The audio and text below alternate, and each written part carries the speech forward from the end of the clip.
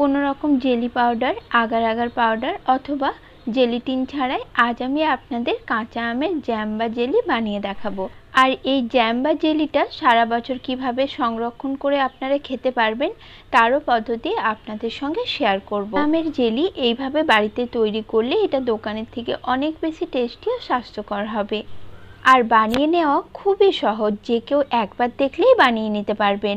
নমস্কার বন্ধুরা, আমি সোমা। আমার চ্যানেলের নতুন একটি পর্বে আপনাদের সবাইকে স্বাগত। চলুন তাহলে আজকের রেসিপি শুরু করা যাক। কাঁচা আমের জেলি বানিয়ে নেওয়ার জন্য আমি এখানে 5টা কাঁচা আম নিয়েছি। আমগুলো ছোট সাইজের, তাই আমি এখানে 5টা নিয়েছি। বড় সাইজের হলে 3টে বা 4টে নিলেই হয়ে যাবে। তারপর আমের খোসা ও বীজটা ফেলে আমটাকে ছোট টুকরো করে কেটে ধুয়ে নিতে হবে। এখন কড়াইয়ের মধ্যে নিয়ে নিচ্ছি জল। আমি এখানে প্রথমে 4 কাপ জল দিয়ে দিলাম। এখন এই জলের মধ্যে ধুয়ে রাখা আমের টুকরোগুলো দিয়ে দিচ্ছি। তারপর ঢাকনা দিয়ে ঢেকে আমটা আমি সেদ্ধ হতে দেব। মিডিয়াম ফ্লেমে আমটা সেদ্ধ করে নেব।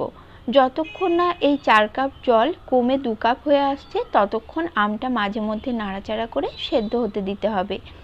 এখন দেখুন আমের জলটা কিন্তু কমে 2 কাপ হয়ে গেছে আর আমগুলো ভালো মতো সেদ্ধ হয়ে গেছে। এখন এই আমগুলোকে আমি জল ঝরিয়ে তুলে নিচ্ছি। আর আমের যে জলটা রয়েছে সেটা কড়াইয়ের মধ্যে রেখে দেব। আপনারা চাইলে একটা ছাঁকনির মধ্যেও আমের এই জলটা ছেঁকে নিতে পারেন। এই সেদ্ধ করে তুলে নেওয়া আমগুলো জেলি বানানোর ক্ষেত্রে আর কাজে লাগবে না, তাই এই আমগুলো দিয়ে আপনারা চাটনি বানিয়ে নিতে পারেন। দেখুন সবকটা আম আমি জল থেকে ছেঁকে তুলে নিয়েছি। এখন যে 2 কাপ জল রয়েছে তার মধ্যে আমি দিয়ে দেব 1 কাপ চিনি। আপনারা ঠিক যতটা আম সেদ্ধ জল দিয়ে জেলি তৈরি করবেন সেই জলের অর্ধেক কিন্তু চিনি এখানে ব্যবহার করতে হবে। এখন সব কিছু একসঙ্গে ভালো করে মিশিয়ে নেব। তারপরে মিশ্রণটা ফুটে ওঠা পর্যন্ত অপেক্ষা করব। মিশ্রণটা ফুটে উঠলে গ্যাসের ফ্লেম মিডিয়ামে করে দিয়ে এটা কন্টিনিউ নাড়াচাড়া করতে থাকতে হবে যতক্ষণ না জেলিটা ঘন হয়ে আসছে। এখন এই জেলির মধ্যে সুন্দর একটা কালার আসার জন্য আমি এখানে 3 ফোঁটা মতো গ্রিন ফুড কালার অ্যাড করে দিলাম। এই গ্রিন ফুড কালার দেওয়ার কারণে জেলির কিন্তু স্বাদের কোনো পরিবর্তন হবে না, তাই গ্রিন ফুড কালার না দিয়েও আপনারা জেলিটা বানিয়ে নিতে পারেন। এখন এই জেলির মিশ্রণটি ভালোভাবে ঘন হয়ে আসা পর্যন্ত অপেক্ষা করব। যখন দেখবেন জেলির মিশ্রণটি এরকমই ঘন হয়ে এসেছে তখন একটি প্লেট নিয়ে প্লেটের ওপরে বেশ কিছুটা আমি জেলি বা জ্যাম নিয়ে নিচ্ছি। এবার এটাকে একটু ঠান্ডা করে নেব। আর এই পর্যায়ে জেলির মধ্যে আমি দিয়ে দিলাম 1 চামচ হোয়াইট ভিনেগার।